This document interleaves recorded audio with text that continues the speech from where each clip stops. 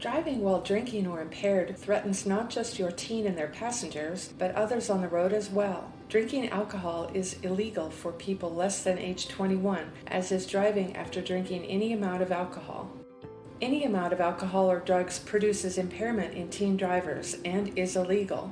The combination is deadly. Drinking any amount of alcohol before driving increases crash risk among teen drivers, a much higher risk than older drivers at the same blood alcohol concentration, even at levels below the legal limit for adults. Drinking alcohol is illegal in all U.S. states for people less than 21 years of age, as is driving after drinking any amount of alcohol. Despite this, in 2019, according to the CDC, 24% of drivers aged 15 to 20 who were killed in fatal motor vehicle crashes had been drinking. Driving while impaired by any substance, including alcohol, marijuana, other illicit drugs, prescription medications, or over-the-counter medications, is dangerous and illegal. Many types of drugs or substances have potential to impair a teen's ability to drive safely. After alcohol, marijuana is the most common drug associated with impaired driving.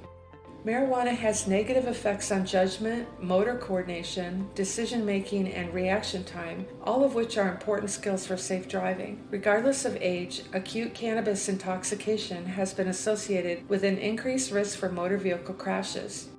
Results from the National Youth Risk Behavior Survey revealed that in 2017, among U.S. high school students who drove during the 30 days before the survey, about 13% drove when they had been using marijuana. Risk for motor vehicle crashes appears to be higher when driving after using both marijuana and alcohol as compared with driving after using either marijuana by itself or alcohol by itself.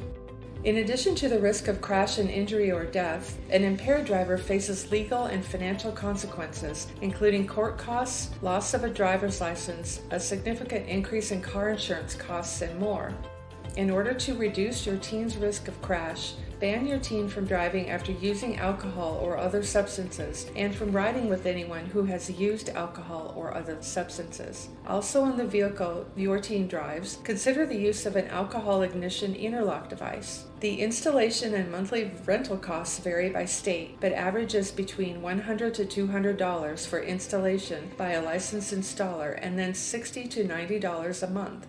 As part of the Checkpoint's Parent-Teen Driving Agreement, in adopting the suggested teen rules, you address two important issues in preventing impaired driving. Rule 2 requires your teen to always call home if for any reason it is not safe to drive or ride with someone else. And Rule 7 requires your teen agree that they will refrain from using alcohol or other substances at all times.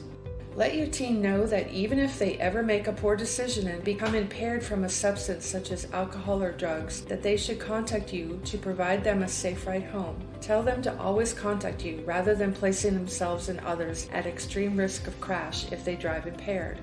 The University of Michigan Injury Prevention Center developed this video for parents based on evidence-based content and expertise from the CDC, from checkpoints and evidence-based intervention, and these other sources.